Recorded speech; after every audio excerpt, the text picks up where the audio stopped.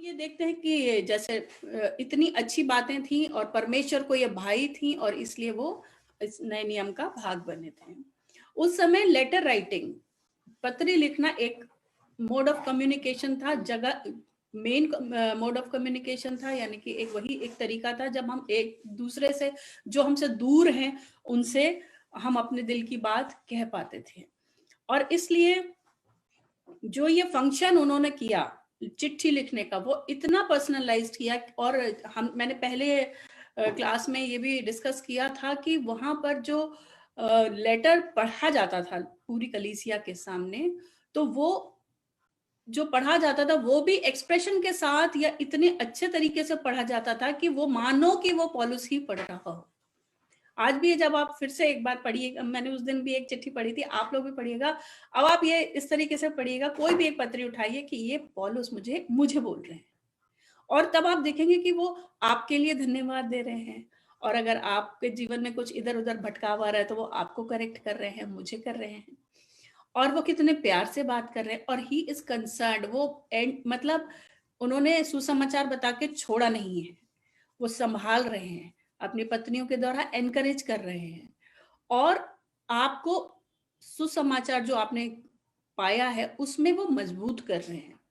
यीशु मसीह से का सही सुसमाचार पे जोर दे रहे हैं कि इधर उधर की बातें तो आती हैं। ऐसे अभी कुछ दिनों पहले एक बहन का फोन आया था, एक मसीही व्यक्ति जो मसीह का प्रचारक है, वो ही ऐसी गलत बातें यीशु मसीह के बारे में कह गया। तो मैंने उन बहन से कहा कि आप बताइए कि वो सही है या गलत। वो मुझसे पूछ रही थी, बताइए ये सही है या गलत। मैंने कहा आप बताइए, क्योंकि आप भी बाइबल की शिक्षाओं पे चलती हैं।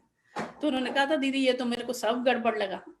तो मैंने कहा अगर आपको ये सब गड़बड़ लगा उनकी बातें सुन के, तो इसका मतलब आप सही ट्रैक पे हैं और प्रभु के वचनों को सही तरीके से मानती हैं और उसके ऊपर चलती हैं। इसीलिए जब कोई गलत बात या बाइबल के बाहर को तोड़ मरोड़ के पेश करी गई आपके सामने, तो आपकी वो घंटी बज गई, ये तो गलत है। बीरिया की कलीसिया के बारे में जब हम लोग क्या पढ़ते हैं कि वो लोग जाके जो भी सुनते थे वचनों में जाकर वो बाइबल वापस पढ़ते थे, अपने शास्त्रों को पढ़ते थे और देखते थे कि सही है या गलत। तो अगर कोई भी जन ऐसा आ रहा है आपके पास जो आपको बाइबल को ही के ही वचन उठा के लेकिन उल्टी शिक्षा दे रहा है, तो उसके लिए आपको वापस बाइबल ही जानना पड़ेगा। और अगर आप वचन में मजबूत हैं तो आप वहीं पे कन्फ्रंट भी कर सकते हैं बड़े आदर के साथ, या फिर उन बातों को अपने जीवन में लागू नहीं करें। ये भी एक तरीका होता है कि आपने सुन तो लिया लेकिन आपने उनको अपने जीवन में नहीं आने दिया, क्योंकि आपको मालूम है कि ये सामने वाला गलत कह रहा है। तो इसलिए ये पत्रियां इस तरह की बड़ी इंपॉर्टेंट रही हैं उन लोगों के लिए जो उस समय मसीह के पीछे तो चले लेकिन बाद में भटक गए थे। तो बहुत सारे प्रश्न और उत्तर जैसे रोमन की कलीसिया में है, ऐसा जब हम विश्वास में आते हैं तो बहुत सारे तरीके के क्वेश्चंस आते हैं कि क्या अब हम पाप ही करते रहें और फिर क्या कोई दूसरी न्याय है। इस तरह की बातों को हमने देखा कि वो रोमियो की पत्री में देखते हैं। तो ओवरऑल जो मैं ये कहना चाहती हूँ कि वो जो पत्रियां थी वो बहुत ही पर्सनलाइज थी, वो चर्च के लिए लिखी गई थी, लेकिन वो परमेश्वर ने इस्तेमाल करी हैं आज हमारे और आपके लिए भी। और ये जो पॉलुस की जो इंटेलिजेंस थी वो बहुत ही, अपने यहूदी सारी बातों को समझते थे, सब जानते थे। He was an intelligent man, बहुत ही समझ बूझ रखने वाले थे। और उसके बाद जब प्रभु यीशु मसीह ने उनको जिस दिन से दर्शन दिया, there was no looking back, वो पीछे नहीं हटे। उन्होंने प्रभु यीशु मसीह को जो देखा तो उसके बाद वो मान लिया, उनको मान लिया कि वो मसीहा जिसके लिए वो पूरा यहूदी लोग जो वेट कर रहे हैं, वो मसीहा मुझे मिल गया है। और वो डाउट दोबारा उनके मन में नहीं उन्होंने आने दी, और इसी चीज को लेके वो आगे उन्होंने अपना मिशन किया। और जैसा अभी आप लोगों ने सुना, आशीष और गरजेश भाई दोनों ने बोला कि 3D पास्टर, प्रीचर और थियोलॉजिस्ट वाली जो मिशन थी वो उसमें अपना काम करते रहे। और ये लेटर राइटिंग वाली जो प्रैक्टिस थी उन्होंने अपने उस काम में, अपने प्रभु के जो भी वो कार्य कर रहे थे उसमें इस्तेमाल की। अब वो जो पत्रियों से हुआ क्या, पत्रियों से हुआ ये कि जो लोग उन कलीसियाओं में थे जिनके लिए पत्रियां लिखी गई थी, उनका फेथ, उनका विश्वास बढ़ा, मजबूत हुआ। उसमें क्या कर रहे थे, वो पढ़ा रहे थे, जैसे कि जो भी डाउट्स थे वो क्लियर हो रही थी लोगों की, डांट भी लग रही थी, जब वो लोग सही नहीं थे तो उनको सही शिक्षाएं दे रहे थे, एनकरेजमेंट दे कर रहे थे। जब सताव आ रहा था तो ये कह रहे थे कि भाई फल कहाँ मिलेगा, इटर्निटी में, अनंत जीवन में आपको फल मिलेगा, और उसके लिए वो आशा में लोगों को मजबूत कर रहे थे। और इन पत्नियों से क्या हुआ कि ही वॉज स्टेइंग कनेक्टेड, यानी कि वो उनसे जुड़े हुए थे, उन लोगों से जो कि दूर दूर रहते थे, पास नहीं थे। क्योंकि अब आप मैप उठा के देखें तो एक तरफ इटली, एक तरफ यूरोप, एक तरफ इधर का एशिया, सीरिया एंड ऑल, तो यहाँ इतना सब आज की तारीख में आप देखें तो कितना दूर दूर है, लेकिन उस समय सिर्फ एक जहाज ही माध्यम था, या फिर आप पैदल चलो, या फिर कोई वैसी जानवर वाली गाड़ियां होती होंगी।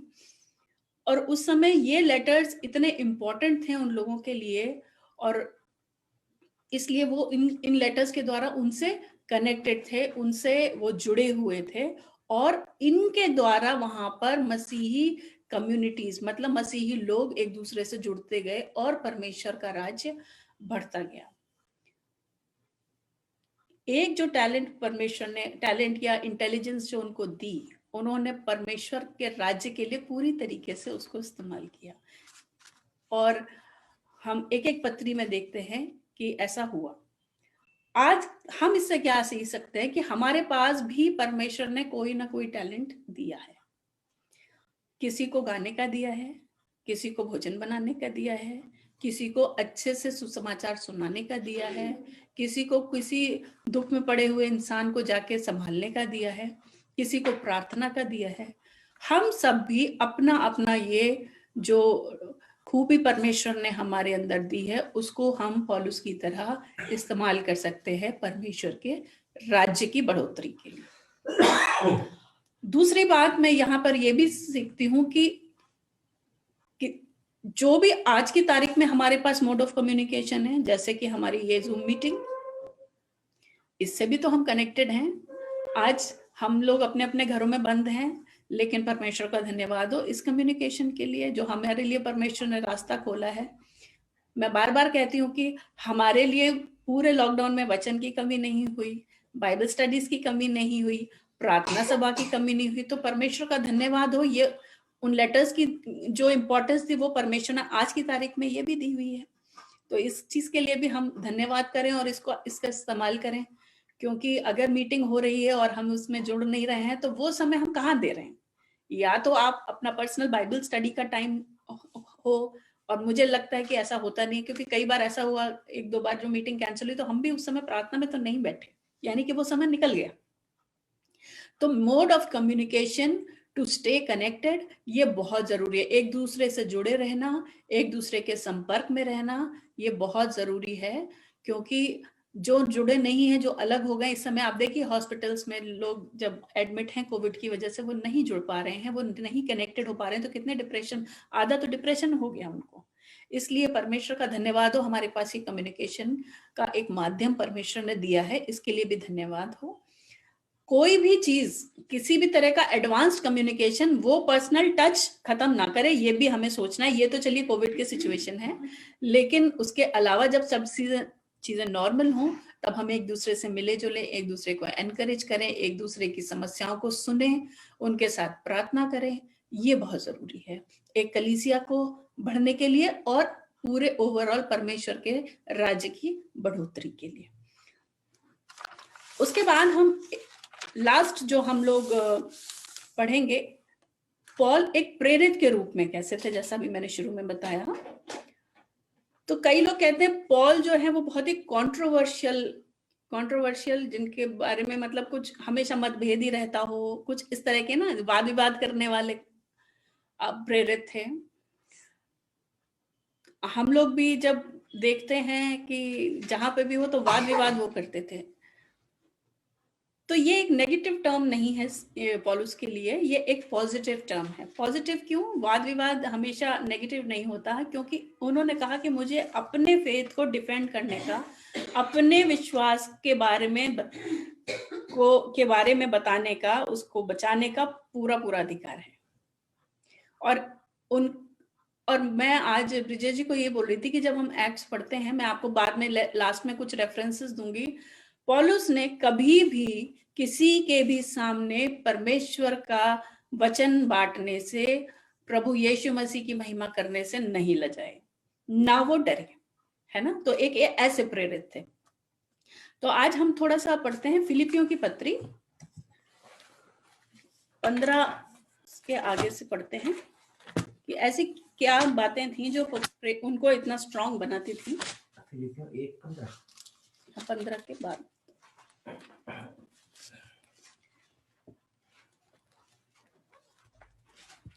कुछ तो डाह और झगड़े के कारण मसीह का प्रचार करते हैं और कुछ भली इच्छा से। कई एक तो यह जानकर कि मैं सुसमाचार के लिए उत्तर देने को ठहराया गया हूं, प्रेम से प्रचार करते हैं। और कई एक तो सीधाई से नहीं पर विरोध की मसीह की कथा सुनाते हैं, यह सोचकर कि मेरे कैद में मेरे लिए क्लेश उत्पन्न करें। मतलब उनको हर तरीके से दबाया जाता था जहां पर भी जाते थे, चाहे वो अन्य जातियों को भी कई बार भड़का देते थे। यहूदियत तो उनके अगेंस्ट थे ही, क्योंकि तुम जाके अन्य जातियों को क्यों सुसमाचार सुनाते हो। तो यहाँ पर ये सब बातें लिखी हैं। तो 18वें वचन में लिखा है, तो क्या हुआ, केवल यह कि हर प्रकार से, चाहे बहाने से चाहे सच्चाई से, मसीह की कथा सुनाई जाती है और मैं इससे आनंदित हूं और आनंदित रहूंगा भी। तो ये इन्होंने अपना एक, जो यहाँ पर हम देखते हैं कि ये उनका बेस था कि कैसे भी चाहे क्लेश के कारण, चाहे वाद विवाद के कारण, कैसे भी जहां पर भी यीशु मसीह की कथा सुनाई जाती है, मैं उससे आनंदित होता हूं। क्या हम और आप आनंदित होते हैं? अगर हाँ होते हैं, देखो ब्रिजेश भाई जो है उन्होंने कहा मैं आनंदित होता हूँ। तो इसीलिए हमको आनंदित होने की जरूरत है, क्योंकि यही एक तरीका है परमेश्वर का राज्य बढ़ेगा। क्योंकि अगर कथा सुनाई नहीं जाएगी तो लोग आएंगे कहाँ से, प्रभु के बारे में जानेंगे कैसे। तो यहाँ पर उन्होंने कहा कि डाह और झगड़े के कारण चाहे भली इच्छा से, लेकिन पौलुस सिर्फ ये चाहते थे कि मसीह की कथा सुनाई जाए। फिर हम देखते हैं जो उनका, हाँ, कुछ लोगों को कंफ्यूजन हो गया कि ब्रिजेश को भाई कैसे बोल दिया। कुछ लोगों को कंफ्यूजन हो गया कि ब्रिजेश को भाई कैसे बोल दिया। यहाँ पे एक ब्रिजेश भाई है जिनके लिए हम लोग अक्सर प्रार्थना करते हैं, प्रांजल, वो जोबनेर में है, ब्रिजेश कुमार, आप देखो उसमें कनेक्टेड हैं। ओके, तो हम थोड़ी सी ना पौलुस के बारे में और उनके जो आसपास के वाद विवाद थे उनके बारे में भी पढ़ते हैं। एक्ट्स 15, प्रेरितों के काम 15 अध्याय, वहां पर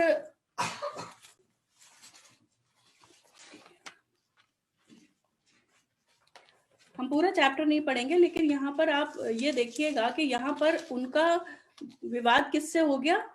फिर कुछ लोग यहूदिया, पहला वचन से मैं पढ़ रही हूँ, फिर कुछ लोग यहूदिया से आकर भाइयों को सिखाने लगे, यदि मूसा की रीति पर तुम्हारा खतना ना हो तो तुम उद्धार नहीं पा सकते। जब पौलुस और बरनबास का उनसे बहुत झगड़ा और वाद विवाद हुआ तो ये ठहराया गया कि पौलुस और बरनबास और उनमें से कुछ व्यक्ति इस बात के विषय में प्रेरितों और प्राचीनों के पास यरूशलेम को जाए। तो वहां पर भी, यहाँ पर हम देखते हैं कि एक इस तरह का वाद विवाद होता था जो यहूदियों के साथ हो गया। वो कहते थे खतना कराना है या नहीं कराना है, क्योंकि कुछ पूरा जो जूइश यहूदी लोग थे वो कराते थे। अब वो विश्वास में आ गए तो क्या करें क्या ना करें, इस तरह के वाद विवाद उनके पास होते थे। फिर उसके बाद हम छठे वचन में देखते हैं, और प्रेरित और प्राचीन इस बात के विषय में विचार करने के लिए इकट्ठे हुए। तब पतरस ने बहुत वाद विवाद हो जाने के बाद खड़े होकर कहा, हे भाइयों, तुम जानते हो बहुत दिन हुए परमेश्वर ने तुम में से मुझे चुन लिया कि मेरे मुंह से अन्य जातियां सुसमाचार का वचन सुनकर विश्वास करें। तो यहाँ पर वो उस वाद विवाद में अपना पॉइंट रख रहे हैं।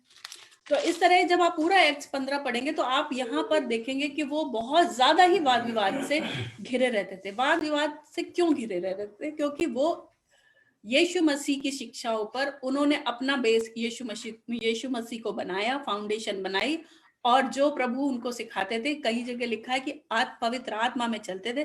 पवित्र आत्मा ने उन्होंने कहा कि वहां मत जाओ तो वो नहीं गए, यहाँ मत जाओ तो नहीं गए, पवित्र आत्मा में चलते हुए वो अपना काम कर रहे थे। तो इस तरह से जब कोई भी क्वेश्चन आंसर्स होते थे तो वो वहां पर पूरी तरीके से उन लोगों को उत्तर देते थे। गलातियों 2:4-5 पढ़ेंगे हम।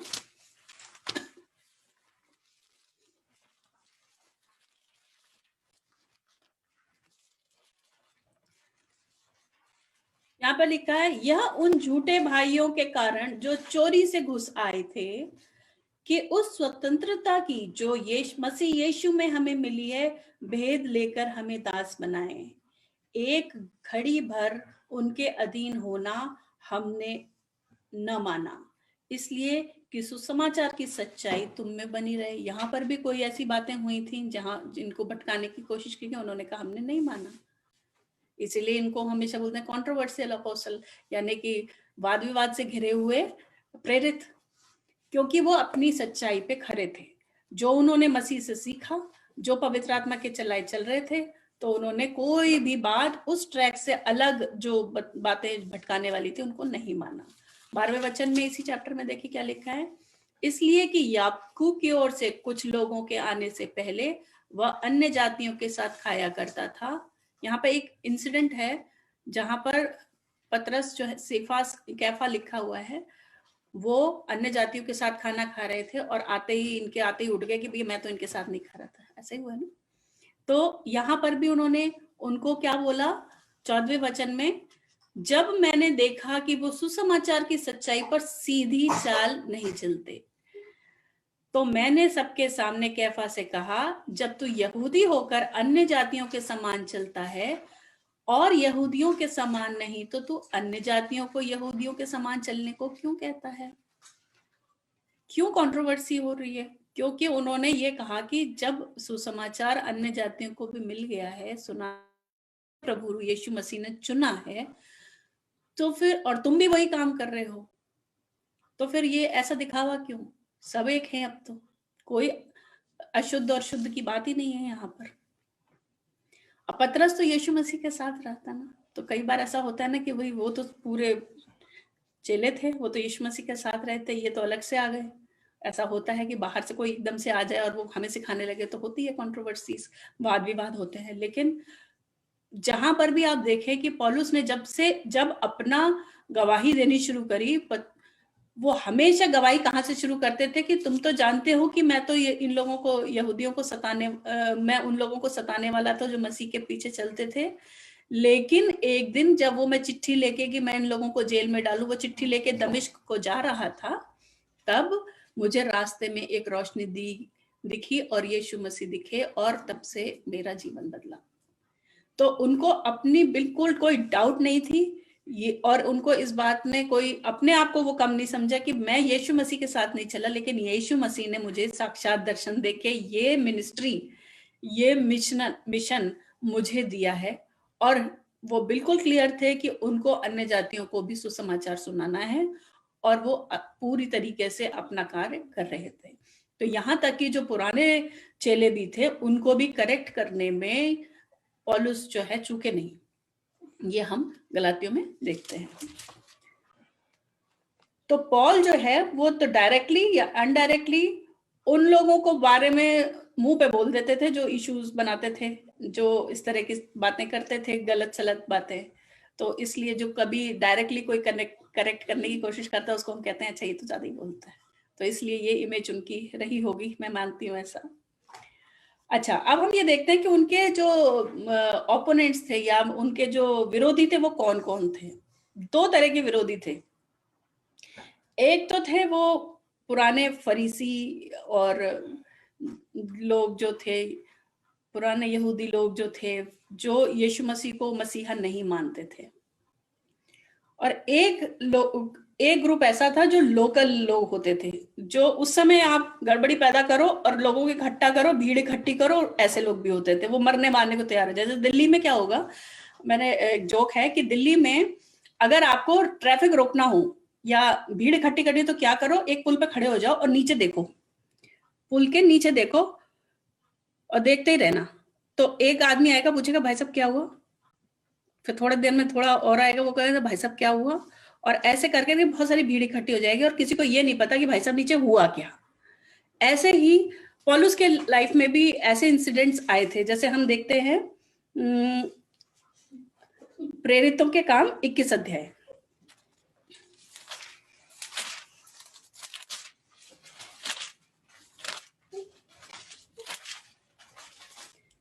इक्कीस अध्याय में 27 वचन देखते हैं। जब वे 7 दिन पूरे होने पर थे तो आसिया के यहूदियों ने पौलुस में को मंदिर में देखकर सब लोगों को उकसाया और यूं चिल्लाकर उसको पकड़ लिया। अब वो पौलुस कहाँ है? मंदिर में है।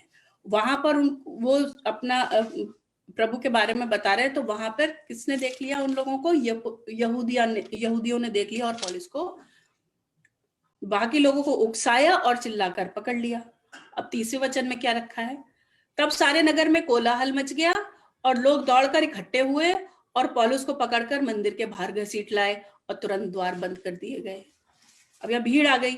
अब एकदम से भीड़ को क्या पता, कैसे पता था या नहीं पता था? देखिए 36वें वचन में लिखा है,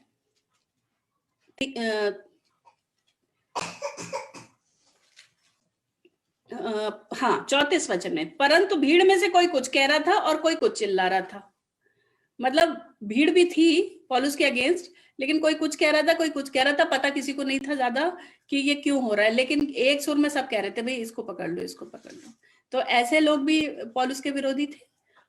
और 36वें वचन में देखिए, क्योंकि लोगों की भीड़ यह चिल्लाती हुई और उसके पीछे पड़ी थी, उसका अंत कर दो। तो यहाँ पे आपको क्या लग रहा है? सब लोग जानते थे पौलुस की हिस्ट्री कि कैसा है, कौन इंसान है? नहीं, एक आदमी ने हल्ला मचा दिया, उकसा दिया कि देखो यहाँ पे तो एक आदमी है जो कि परमेश्वर के अगेंस्ट कुछ कह रहा है, मसीहा बोल रहा है यीशु को, और देखो हुआ। और ऐसे एक भीड़ आ गई। तो एक तरीके के तो ये अपोनेंट्स थे, इनके विरोधी। एक विरोधी कैसे थे? प्रेरितों के काम 23 अध्याय 6 वचन में लिखा है, जब पौलुस को यह जानकर कि एक दल सदूकियों का है और दूसरा फरीसियों का है, सभा में पुकार कर कहा, हे भाइयों, मैं फरीसी और सदूकियों के वंश का हूँ। मरे हुए में से आशा और पुनरुत्थान के विषय में मेरा है। तो ये यहाँ पे वो इंटेलिजेंट लोग थे जो वचन की नॉलेज रखते थे, जो उसको मानने वाले थे बट उसके ऊपर चलने वाले नहीं थे। तो एक ऐसे भी लोग थे, पंडित जो पुराने होते थे ना, उस तरह के लोग भी थे। तो ये उनके ओपोनेंट्स थे। और रीजन क्या रहते थे? हर बार रीजन क्या रहते थे? यही कि जो परमेश्वर प्रभु यीशु मसीह का समाचार, ये बताना कि यीशु मसीह ही वो मसीहा है जिसका वो लोग वेट कर रहे थे। यहाँ पे ये उनकी प्रॉब्लम होती थी, क्योंकि लोग कहते थे ये तो परमेश्वर का निरादर है। या फिर एक प्रेरित का जो स्टैंडर्ड है, स्टेटस है, उसके बारे में भी झगड़े हो जाते थे कि ये तो भाई बाद का है। तो इस वजह से भी उनके वाद विवाद हो जाते थे।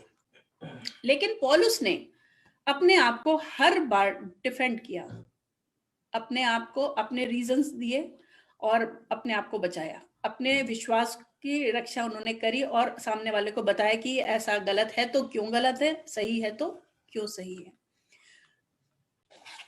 गलातियों की पत्री 1 अध्याय उसका 9वां वचन पढ़ेंगे।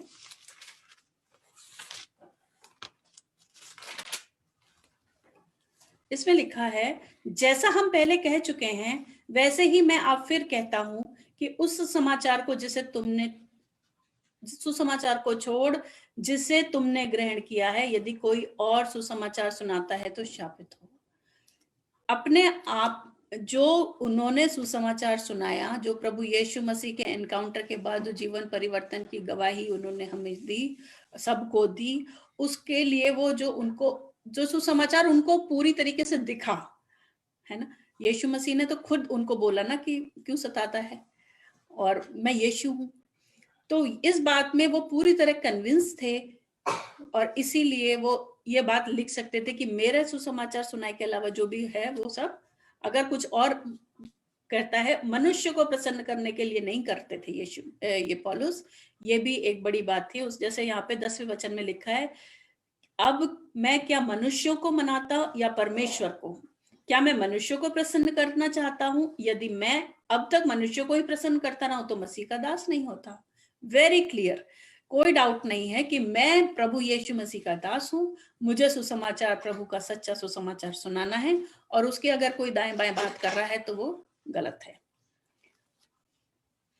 और जैसा हमने पहले क्लास में भी देखा था कि पॉल को किसने अपॉइंट किया? He was appointed by God. वो कहते थे मैं तो परमेश्वर के द्वारा चुना गया यीशु मसीह का दास हूं। इसी गलातियों में पहले ही वचन में लिखा हुआ है, पहला का पहला, पौलुस की, जो न मनुष्यों की ओर से और न मनुष्य के द्वारा।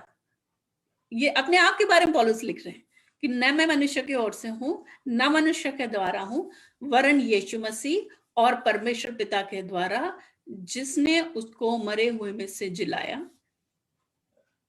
प्रेरित है। अपनी डेफिनेशन, अपनी आइडेंटिटी प्रभु यीशु मसीह में और परमेश्वर में उनकी क्या है, वो पूरी तरीके से जानते थे, और यही उनका कॉन्फिडेंस था, और यही वो वाद विवाद करते थे इसी वजह से, और वो पूरी तरीके से अपने आप को डिफेंड कर पाते थे। हमको और आपको भी अपने यीशु मसीह का सुसमाचार जो हमने सुना, अपना जीवन परिवर्तन की गवाही हम सबके पास है, जैसे पौलुस के पास थी। हम जब सुसमाचार सुनाए, हम भी वहीं से स्टार्ट करें, ताकि हमारी बीच से कोई जो बात करेंगे तो कई बार समझ में नहीं आती सामने वाले, लेकिन आपके जीवन में क्या हुआ है इसको कोई भी और क्वेश्चन नहीं कर सकता है, क्योंकि वो आपका अनुभव है। अगर आपके पेट में दर्द है तो वो आप ही फील कर पाएंगे और आप ही बता पाएंगे। इसी प्रकार जो मसीह यीशु ने आपके जीवन में किया है वो आप ही बता पाएंगे, क्योंकि वो आपका व्यक्तिगत अनुभव है। और ये कारण है कि हम लोग अपने फेथ में, अपने विश्वास में, हम बहुत ही मजबूती से हम सामने वाले को बता सकते हैं। हम सबका जीवन पौलुस की तरह बदला है, तो इस गिफ्ट को, ये जो हमारा उद्धार हुआ है, इसको हम कभी भी नहीं भूलें। एक चीज और पौलुस से यहाँ पे जो सीखने वाली है कि जब कभी पौलुस डिफेंड कर रहे थे तो क्या वो गुस्सा हो रहे थे, क्या वो लड़ाई झगड़ा कर रहे थे, क्या तलवारबाजी कर रहे थे? नहीं। एग्रेसिव शब्दों में होना अलग बात है, लेकिन अपनी बात को मजबूती से कहना वो जरूरी होता है कई बार, और बस उतना ही कर रहे थे। लेकिन अपने आप को परमेश्वर के सामने हमेशा नम्र रखा। ये हम देखते हैं 2 कुरिन्थियों 3:4-6 में पढ़ते हैं हम। 2 कुरिन्थियों 3:4-6 इसमें लिखा है, हम मसीह के द्वारा परमेश्वर पर ऐसा ही भरोसा रखते हैं, या नहीं कि हम अपने आप से इस योग्य हैं कि अपनी ओर से किसी बात का विचार कर सकें, पर हमारी योग्यता परमेश्वर की ओर से। अपनी योग्यता के बारे में पौलुस को पूरा पूरा अधिकार था घमंड करने का, लेकिन वो यहाँ पर नम्रता से कह रहा है कि ये जो बातें मैं कह रहा हूं, ये उस योग्यता के कारण है जो परमेश्वर की ओर से है। पूरा क्रेडिट परमेश्वर को, जिसने हमें नई वाचा के सेवक होने के योग्य भी किया, शब्द के सेवक नहीं वरन आत्मा के, क्योंकि शब्द मारता है पर आत्मा जिलाता है। पवित्र आत्मा, परमेश्वर और यीशु मसीह सबका पूरा पूरा काम हम होते हुए पौलुस के जीवन में देखते हैं, और यही मुझे पर्सनली एनकरेज करता है, और आपको भी करे। परमेश्वर में जो आपकी आइडेंटिटी है, आप उसको भूलिए नहीं, और पवित्र आत्मा को पूरा कार्य करने दीजिए। और फिर जहां जाएंगे, जैसे लिखा है ना, आत्मा के चलाए इंसान वो चलता है, जैसे हवा इधर से आती है और इधर को चली जाती है। इसी तरह परमेश्वर हर पल हर पग स्टेप पे आपको गाइड करेंगे, और ऐसा ही पौलुस को भी करते थे। तो पौलुस जो था किसी भी प्रकार का अपने लिए घमंड नहीं, लेकिन सारा घमंड वो परमेश्वर पे करता था कि मेरी योग्यता मेरी नहीं वरन परमेश्वर की है। और हम गलातियों 2:11 भी पढ़ेंगे, जब वो पीटर के साथ था। ये हमने शायद पढ़ लिया अभी, हाँ, तो है ना, पढ़ लिया है। तो वो यहाँ पत्रियों में एक बात हमने और देखी कि जो पौलुस है वो हमेशा अपने बच्चों के लिए कंसर्न थे, एक अच्छे चरवाहे की तरह वो अपनी देखभाल करते थे। और इसी तरह हम जब पूरी तरीके से हम जब पत्रियों को पढ़ते हैं तो हर तरीके से वो कैसे देखभाल कर रहे थे, अपना स्टैंड क्लियर करते हुए, अपनी आइडेंटिटी को नहीं भूलते हुए कि मैं जो हूँ, मैं परमेश्वर की ओर से हूँ, मैं चुना गया हूँ यीशु मसीह के द्वारा, पवित्र आत्मा के चलाए चलते हुए। ये हम आगे हम उनसे सीख सकते हैं। और फिर हमने देखा कि उनके अधिकार, जैसे कुछ अपने अधिकार की भी बात करी, जैसे एक बार दान देने के ऐसा वो कहते हैं कि ऐसा अधिकार, ये मेरा अधिकार है कि मैं लूं तुमसे, लेकिन मैं लेता नहीं, क्योंकि वहां पे रीजन दिए है। हम इस बारे में भी थोड़ा सा पढ़ते हैं आज। पहला कुरिन्थियों 9:7 देखेंगे।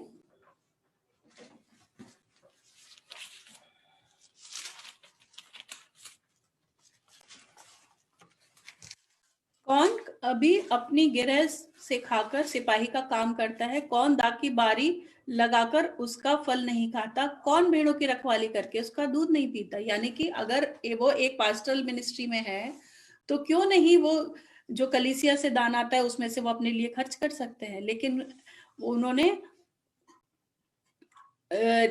12वें वचन में देखो क्या लिखा है, परंतु हम यह अधिकार काम में नहीं लाए, परंतु सब कुछ सहते हैं कि हमारे द्वारा मसीह के सुसमाचार में कुछ रुकावट ना हो। मतलब पौलुस अपने जब भी बात कर रहे थे तो अपने अधिकार की भी बात कर रहे थे, लेकिन यहाँ पर हम देखते हैं कि वो अपना वो अधिकार छोड़ रहे हैं। क्यों? क्योंकि जो उनके बच्चे हैं, जो उनके जो सुसमाचार सुनाई, जो बचाए हुए लोग हैं, उनके विश्वास में उनकी जो मसीह के साथ यात्रा है उसमें किसी भी तरह की रुकावट ना आए। तो इसीलिए उन्होंने कुरिन्थ की कलीसिया से सपोर्ट नहीं लिया था, जो कि उनका अधिकार था। और पौलुस ने अपने आप को संतोष करना सीखा। अपने आप में जो भी है उसमें मैं संतोष करना सीख गया हूं। बाकी सारी दुनिया की चीजें मैं हानि समझता हूं मसीह के सामने। इसलिए जो भी था वो देने में विश्वास कर रहे थे। वो अपने जो कलीसिया के लोग होते थे उनको जरूरत पड़ती थी तो अपनी जेब से खर्च होके, समय से खर्च होके, जेब से भी खर्च होके वो अपने लोगों की सेवा करते थे। यही चीज हमें भी सीखने वाली है कि सिर्फ मुंह से नहीं, लेकिन अपने पूरे जीवन से, अपने आचरण से, कोई मुसीबत में है तो उसकी मदद करके, हर तरीके से हम लोगों को ऐसा बनना है जैसा यीशु मसीह। और पौलुस एक एग्जाम्पल है हमारे सामने कि मसीह के पीछे हम कैसे चल सकते हैं। इसका एक बहुत ही अच्छा उदाहरण के रूप में मैं पौलुस के जीवन को लेती हूँ।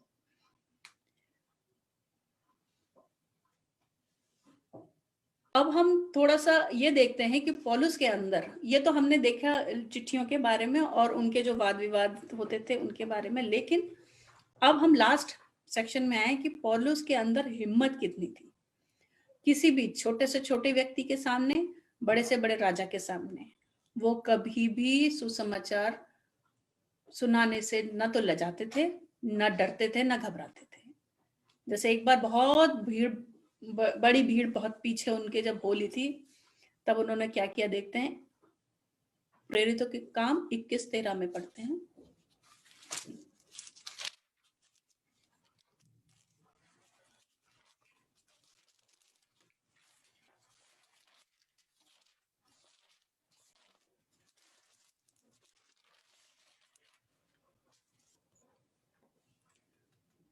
ये तो वो जब यरूशलेम जा रहे थे तब की बात है। यरूशलेम जा रहे थे और वहां पे लोग उनके घात लगाए बैठे थे, इसलिए उनके जो लोग थे पौलुस को जाने से रोक रहे थे। तब पौलुस ने क्या कहा वो यहाँ पर लिखा है कि परंतु पौलुस ने उत्तर दिया, तुम क्या करते हो कि रो रो के मेरा दिल तोड़ते हो? मैं तो प्रभु यीशु के नाम के लिए यरूशलेम में न केवल बांधे जाने ही के लिए वरन मरने के लिए भी तैयार हूं। ये प्रिपरेशन थी पौलुस की, सुसमाचार सुनाने की, मसीह के पीछे चलने की, कि सिर्फ बांधे जाने के लिए नहीं। बांधने का मतलब जो चेन में बांध के ले जाते हैं, यानी कि सिर्फ सजा के लिए नहीं, वरन मैं मरने के लिए भी तैयार हूं। इतना प्रिपेयर्ड होना पड़ता है प्रभु यीशु मसीह के लिए। जैसे हमारे ब्रिजेश जी ने भी आपको कई बार बताया हुआ, थॉमसन भाई बोलते हैं कि मौत से कम का सौदा नहीं करते। और ऐसा ही हम एक वचन में देखते हैं कि आपने जब अगर क्रूज उठाया है तो फिर पीछे मुड़ के नहीं देखेंगे, है ना। तो ये हिम्मत, ये पूरी तैयारी थी पौलुस की प्रभु यीशु मसीह के पीछे चलने की। और जबकि एक वही पौलुस की बात कर रहे हैं जो शाऊल था, जो उन लोगों को मारता था जो प्रभु यीशु मसीह के पीछे चलते थे। लेकिन क्या परमेश्वर ने बदला, क्या यीशु मसीह का काम हुआ कि आज वो खुद यीशु मसीह के लिए मरने तक को तैयार है। एक और देखते हैं। ये फोन में फिर से हो गई प्रॉब्लम। हाँ, आपकी आवाज आ रही है ममता जी हमको? प्रेरितों के काम 21 अध्याय 40वें वचन में देखते हैं हम क्या लिखा है। जब उसने आज्ञा दी तो पौलुस ने सीढ़ी पर खड़े होकर लोगों को हाथ से संकेत किया। जब वे चुप हो गए तब वह इब्रानी भाषा में बोलने लगा। इससे पहले जब आप पढ़ेंगे तो भीड़ की भीड़ उसके पीछे थी, जो मारने के लिए उसको पीछे लगी हुई थी। और उसको फिर वहां पे जो समझ लीजिए कि पुलिस वालों ने पकड़ के लिए, अरे ये तो भीड़ मार डालेगी, तो साइड में ले गए। और जब वो वहां पे गढ़ में ले जाने लगे तो उसने कहा रुको 1 मिनट, पीछे भीड़ है। वो कह रहा आप आ गए तो मैं थोड़ी बात कर लूं इनसे। मतलब वहां पर आप सोचो किसी के पीछे भीड़ मारने के लिए लगी हुई है, लेकिन वो अपनी जान बचाने के लिए यानी पुलिस वालों के पास जाता है। लेकिन वो ये कह रहा है 1 मिनट रुको, पुलिस वाले तो ठीक है बट पहले मैं इन लोगों से बात कर लूं। और बात करके क्या बोल रहे हैं वो, 22वां अध्याय शुरू होता है, हे भाइयों और पितरों मेरा प्रत्युत्तर सुनो, जो मैं आप तुम्हारे सामने प्रस्तुत करता हूं। मतलब मैं तो, वो इंग्लिश में कहते हैं ना हैट्स ऑफ, कि यहाँ पे तो जान की वो पड़ी हुई है, लेकिन वो वहां पर इतनी भीड़ को भी पलट के शांत करके और उनको वापस अपनी गवाही बता रहे हैं। और यह सुन, दूसरे वचन में लिखा है, वे यह सुनकर कि हमसे इब्रानी भाषा में बोलता है चुप भी हो गए। इतनी सारी भीड़ और वो चुप भी हो गई। और फिर उसने वापस अपनी गवाही दी कि मैं तो ये यहूदी मनुष्य था जो किलकिया के तरसुस में जन्मा, परंतु इस नगर में गमालियल के पांव के पास बैठकर पढ़ाया गया और बाप दादाओं की व्यवस्था से ठीक रीति पर सिखाया गया। और वापस फिर से अपनी गवाही शुरू कर दी। देखिए गवाही कहाँ से शुरू हो रही है, जीवन पहले कैसा था, प्रभु यीशु मसीह में आने के बाद क्या हुआ और आज मैं क्या हूं। यही गवाही हम लोगों को भी देनी है। एक और हम देखते हैं 22वें वचन, इसी चैप्टर में 30वें वचन में क्या लिखा है। 30वें वचन में लिखा है, दूसरे दिन उसने ठीक ठीक जानने की इच्छा से कि यहूदी उस पर क्यों दोष लगाते हैं, उसके बंधन खोल दिए और प्रधान याजकों और सारी महासभा को इकट्ठा होने की आज्ञा दी और पौलुस को नीचे ले आए और जाकर उनके सामने खड़ा कर दिया। पहले तो भीड़ थी, अब यहाँ पे थोड़े बड़े इंटेलिजेंट लोग आ गए हैं, यहाँ पे प्रधान याजक आ गए हैं और उनकी सारी महासभा के लोग आ गए हैं। पौलुस, अब थोड़ा बहुत डर लगना चाहिए था ना पौलुस को, लेकिन अब 23वें वचन में देखिए फिर क्या लिखा है। पौलुस ने महासभा की ओर टकटकी लगाकर देखा और कहा, हे भाइयों, मैंने आज तक परमेश्वर के लिए बिल्कुल सच्चे विवेक से जीवन बिताया है। फिर से अपना डिफेंड। इस पर हनन्याह महायाजक ने उसको, जो उसके पास खड़े थे, मुंह पर थप्पड़ मारने की आज्ञा दी।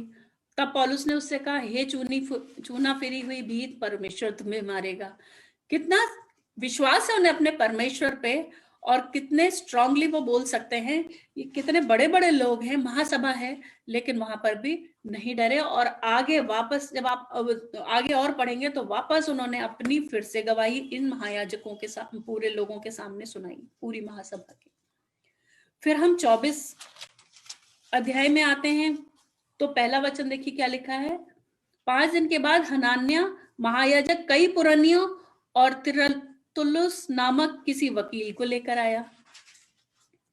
मुझे लगा था अब थोड़ा बहुत ही वो जोश ठंडा हुआ होगा, यहाँ पर भी पौलुस का जोश ठंडा नहीं होता है।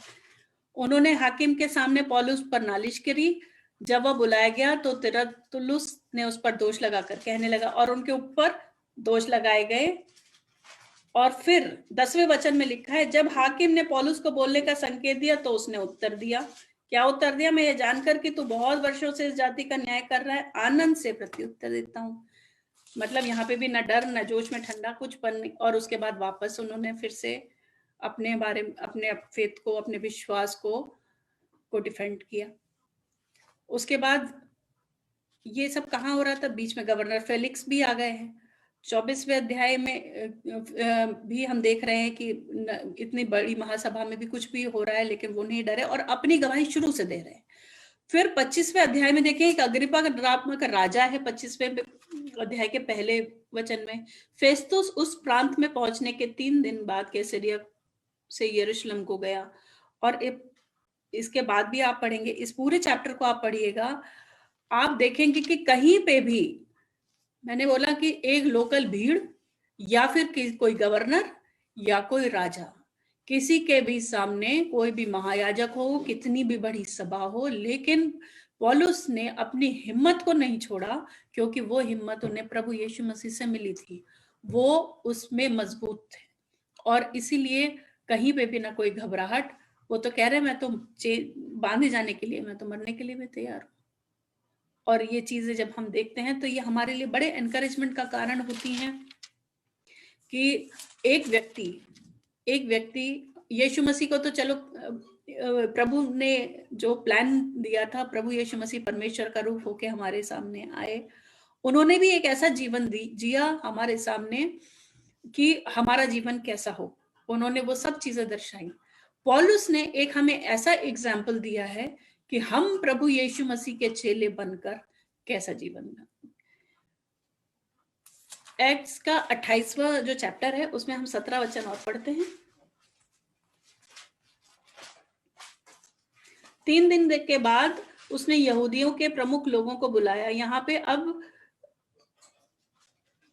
ये रोमी साम्राज्य में पहुंच गए हैं और वहां पर लोग इकट्ठे हुए हैं। वहां पर भी उन्होंने अपने विश्वास के बारे में बताया कि 3 दिन बाद उन्होंने यहूदियों के प्रमुख लोगों को बुलाया। जब इकट्ठे हुए तो उनसे कहा, हे भाइयों, मैंने अपने लोगों के या बाप दादा के व्यवहारों के विरोध में कुछ नहीं किया, तो भी बंदी बनाकर यरूशलेम से रोमियों के हाथ सौंपा गया।